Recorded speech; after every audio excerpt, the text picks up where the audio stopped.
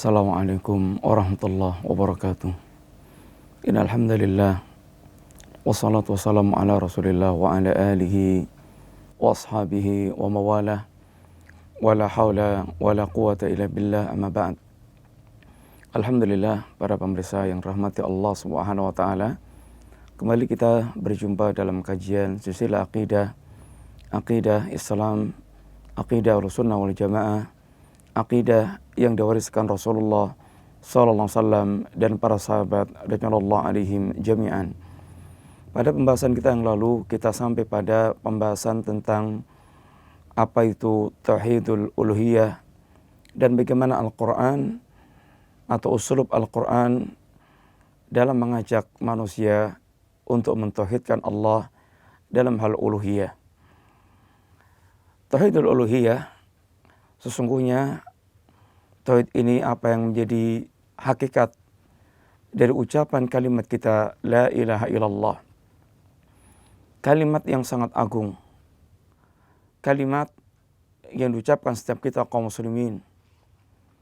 Kalimat inilah kalimat yang dengannya Allah Subhanahu wa taala kita diciptakan oleh Allah dalam rangka mewujudkan kalimat tersebut. Sebagaimana ayat yang telah berulang kita sampaikan, wa ma khalaqtul jinna wal insa illa liya'budun. Maka makna liya'buduni ay liyuwahiduni. Sebagaimana kata Ibnu Abbas radhiyallahu anhuma, tidaklah aku ciptakan jin dan manusia kecuali agar mereka beribadah kepadaku dengan makna liyuwahiduni, agar mereka mentauhidkanku, yakni dalam rangka mewujudkan kalimat la ilaha illallah. Demikian pula untuk kalimat inilah para nabi dan para rasul dan khususnya Rasulullah sallallahu alaihi wasallam berjihad, diperintahkan Allah Subhanahu wa taala untuk mengangkat pedang memerangi manusia hingga mereka mengucapkan dan bersyahadat la ilaha illallah. Umirtu an uqatilan nas hatta yashhadu an la ilaha illallah wa anni rasulullah. Fa idza qaluha asamu minni dima'ahum maluhum wa dima'ahum. Aku diperintahkan Allah untuk memerangi manusia hingga mereka mengucapkan kalimat la ilaha illallah wa anni rasulullah.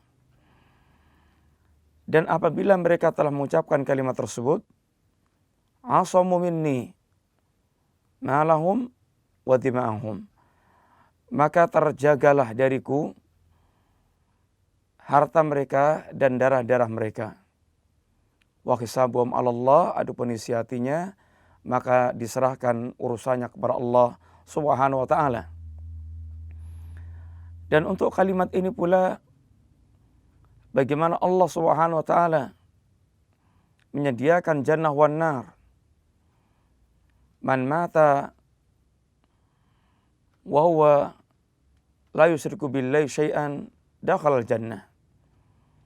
Barang siapa yang dia mati dalam keadaan sama sekali tidak menyekutukan Allah Subhanahu wa taala, dia menjadi ahlul jannah. Wa man mata yusyriku bi syai'an dakhalan nar, dan barang siapa yang dia mati dalam keadaan menyekutukan Allah, maka dia masuk ke dalam neraka. Kalimat ini pula yang barang siapa ketika meninggal dunia akhir kalimatnya adalah kalimat la ilaha illallah, maka dia ahlul jannah. Man kana akhiru kalamihi la ilaha illallah dakhalal jannah. Barang siapa yang dia akhir kalimat hidupnya adalah kalimat la ilaha illallah, dia masuk jannah. Demikian pula kalimat la ilaha illallah ini pula, para pemirsa yang rahmati Allah Subhanahu wa taala, kalimat yang merupakan cabang iman yang paling tinggi. Al-imanu bid'un wa situna syu'bah fa'alaha qawlu la ilaha illallah wa adnaha imatatul adha anit tariq wal haya'u syu'batu minal iman. Iman itu memiliki 60 sekian cabang. Paling tingginya cabang dari cabang keimanan adalah ucapan la ilaha illallah. Dan paling rendahnya adalah menyingkirkan gangguan yang ada di jalan, atau menyingkirkan duri yang ada di jalan, dan semua gangguan yang ada di jalan.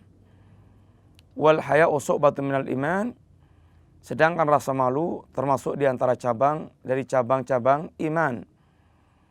Sehingga di sini iman memiliki sekian banyak cabang, dan cabang yang paling pokok, yang paling utama, yang paling tinggi adalah kalimat la ilaha illallah. Para pemirsa yang rahmati Allah Subhanahu wa taala, bahwasanya kalimat la ilaha illallah, kalimat yang pernah Nabiullah Musa meminta kepada Allah Subhanahu wa taala, kemudian Allah ajarkan kepada Musa kalimat la ilaha illallah, kalimat yang memiliki bobot lebih berat dibandingkan dengan langit yang 7 dengan semua isinya, dan bumi yang 7 dengan semua isinya. Maka kalimat la ilaha illallah, kalimat yang masih lebih berat dibandingkan dengan itu semuanya. Nabiullah Musa pernah mengatakan, ya Rabb, allimni syai'an azkuruka wa da'uka bihi. Ya Rabb, ajarkan kepadaku sesuatu yang dengannya aku bisa berzikir kepadamu dan bisa berdoa dengannya kepadamu. Maka Allah Subhanahu wa taala mengatakan, qul ya Musa la ilaha illallah. Katakan olehmu ya Musa kalimat la ilaha illallah. Maka Musa mengatakan, Rabbi, kullu ibadika yaqulun hadha. Ya Rabb, semua para hambamu mengucapkan kalimat la ilaha illallah. Seakan Musa memandang kalimat ini kalimat yang biasa, yang diucapkan oleh semua para hamba Allah Subhanahu wa taala. Musa ingin yang lebih istimewa dari itu. Maka Allah Subhanahu wa taala terangkan pada Nabiullah Musa, ya Musa, law anna samawati as-sab'a wa amirahunna ghairi wal ardina as-sab'a fi kiffatin wa la ilaha illallah fi kiffatin malat bihinna la ilaha illallah. Ya Musa, seandainya langit yang 7 beserta dengan semua isinya selainku, dan bumi yang 7 diletakkan dalam sebuah daun timbangan, langit yang 7 dan bumi yang 7 dengan semua kandungan isinya diletakkan di sebuah daun timbangan, kemudian kalimat la ilaha illallah diletakkan pula di daun timbangan yang lain, malat bihinna la ilaha illallah, maka akan lebih berat daun timbangan yang ada padanya itu kalimat la ilaha illallah. Sehingga alangkah sangat besarnya keutamaan dari kalimat tauhid tersebut, kalimat la ilaha illallah. Maka diantaranya Allah Subhanahu wa taala pun katakan, diantaranya Nabi katakan, la taqumus sa'ah hatta la yuqalu fil ardi Allah Allah. Hari kiamat tidak akan terjadi sampai di muka bumi tidak ada lagi yang mengatakan kalimat Allah Allah, yakni la ilaha illallah. Nabi pun mengatakan, innallaha harrama 'alan nari man qala la ilaha illallah yabtaghi bidzalika wajha Allah. Sesungguhnya Allah Subhanahu wa taala mengharamkan neraka orang yang mereka mengucapkan kalimat la ilaha illallah, yang dalam mengucapkan kalimat tersebut semata-mata dia dalam rangka mencari wajah Allah Subhanahu wa taala. Demikian pula bagaimana Rasulullah SAW pernah menyampaikan pula dalam hadis yang sahih yang dikeluarkan oleh Imam Al-Bukhari dan Imam Muslim dari Ubadah bin Samit. Nabi mengatakan, man syahida an la ilaha illallah, barang siapa yang dia mengucapkan, barang siapa yang dia bersaksi bahwa tidak ada sesembahan yang hak kecuali hanya Allah, wahdahu la syarikalah, hanya Allah semata sembahan yang benar, yang tidak ada sekutu bagi Allah Subhanahu wa taala. wa anna Muhammadan abduhu wa rasuluh. Dan dia bersaksi pula bahwasanya Muhammad adalah hamba Allah dan Rasul Allah. Wa anna Isa abdullah wa rasuluh. Wa kalimatu alqaha ila Maryam. Wa ruhu minhu.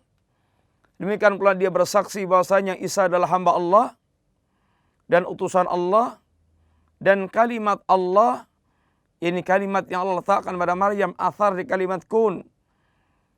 Dan ruh yang Allah ciptakan secara istimewa untuk Nabiullah Isa alaihissalatu wassalam. Wal jannata haqqun wan nara haqqun.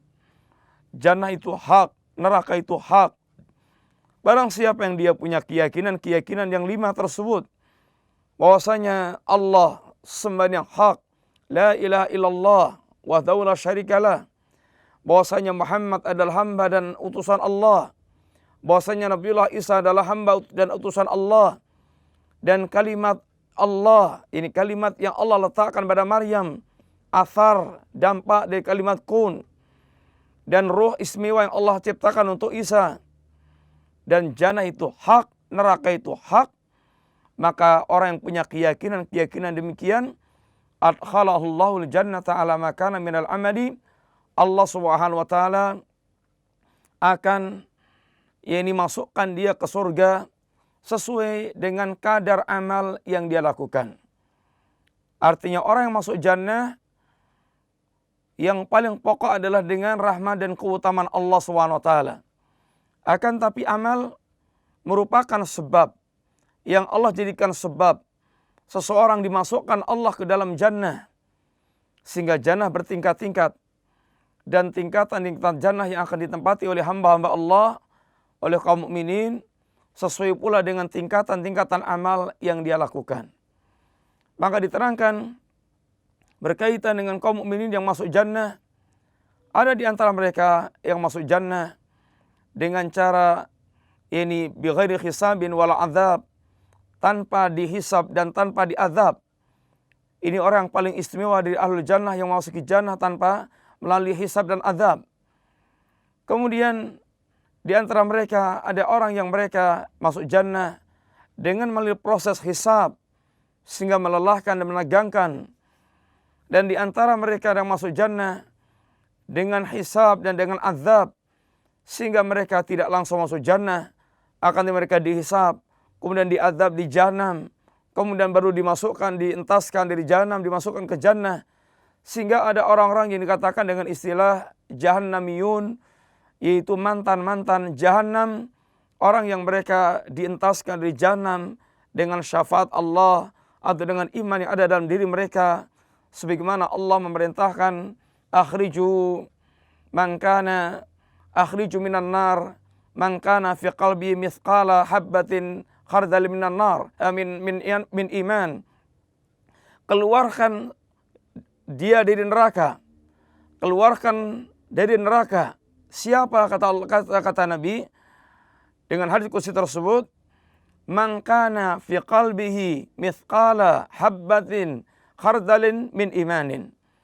Keluarkan dari neraka orang yang mereka dalam hatinya ada iman walaupun hanya sebesar biji sawi atau iman yang sangat kecil dalam hatinya.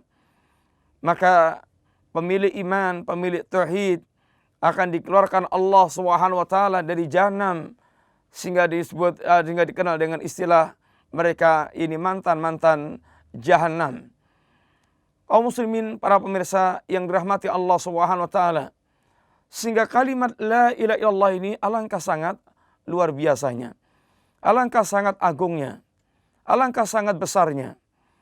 Kalimat ini kalimat yang dalam Al-Quran Allah munculkan dalam bentuk lafadznya, dan sekaligus makna yang terkandung di dalam kalimat la ilaha illallah. Di antara ayat Al-Quran yang menyebutkan tentang lafadz kalimat la ilaha illallah, sebagaimana Allah mengatakan, fa'lam annahu la ilaha illallah. Ketahuilah sesungguhnya la ilaha illallah, tidak ada sesembahan yang hak kecuali Allah Subhanahu wa taala. Demikian pula kalimat la ilaha illallah datang dalam Al-Quran dalam bentuk makna. Ini Al-Quran menerangkan tentang makna kalimat la ilaha illallah. Bagaimana Allah mengatakan dalam ayat Al-Quran, ketika Rasulullah SAW menyuruh para orang Quraisy, wa idza qila lahum la ilaha illallah yastakbirun. Apabila mereka diajak untuk mengucapkan kalimat la ilaha illallah, maka mereka menyombongkan diri. Jadi mereka menolak untuk mengucapkan kalimat la ilaha illallah. Kenapa mereka menolak? Dan dengan alasan apa mereka menolak? Mereka mengatakan di antara perkataan mereka, atariku alihatina li syairi majnun. Apakah kami harus meninggalkan sesembahan-sembahan kami ini hanya untuk mengikuti penyair yang gila? Orang-orang Quraisy, sebagaimana telah kita ketahui kemarin, mereka meyakini tentang Allah Subhanahu wa taala. Mereka meyakini Allah sang pencipta, sang pemberi rezeki, sang penguasa, pengatur alam jagat raya. Akan tapi bersama itu, mereka pun memiliki beberapa sembahan yang lain selain Allah yang mereka jadikan sebagai perantara untuk mengantarkan kepada Allah Subhanahu wa taala. Maka ketika mereka disuruh dengan kalimat la ilaha illallah, maka mereka menolak karena kalimat ini berarti memiliki kelaziman konsekuensi harus meninggalkan semua sesembahan yang selama ini mereka sembah, lalu hanya menyembah Allah Subhanahu wa taala semata-mata. Ini yang mereka tidak mau. Atau dengan pula apa yang mereka ucapkan ketika mereka disuruh mengucapkan kalimat la ilaha illallah, aja'alal alihata ilahan wahidan hadza la syai'un ujab. Apakah kami harus meninggalkan, apakah kami harus menjadikan semua ilah yang banyak ini menjadi ilah yang satu? Sungguh ini merupakan perkara yang sangat mengherankan. Sehingga kalimat makna ilah ini yang disembah, dan Islam mengajarkan la ilaha illallah, tidak ada yang sembah kecuali Allah Subhanahu wa taala. Sehingga kalimat la ilaha illallah para ulama memberikan makna la ma'buda bihaqqin illallah. Tidak ada sembahan yang hak kecuali Allah Subhanahu wa taala. Maka kalimat ini memberikan catatan penting. Yang pertama, bahwa hanya Allah Subhanahu wa taala sesembahan yang hak. Selainnya adalah sembahan yang batil.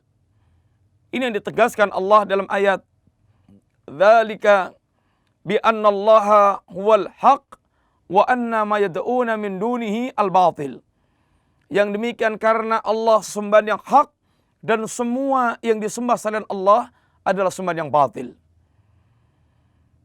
Dan yang kedua, kalimat tersebut tidak mengingkari adanya berbagai macam sesembahan-sembahan selain Allah.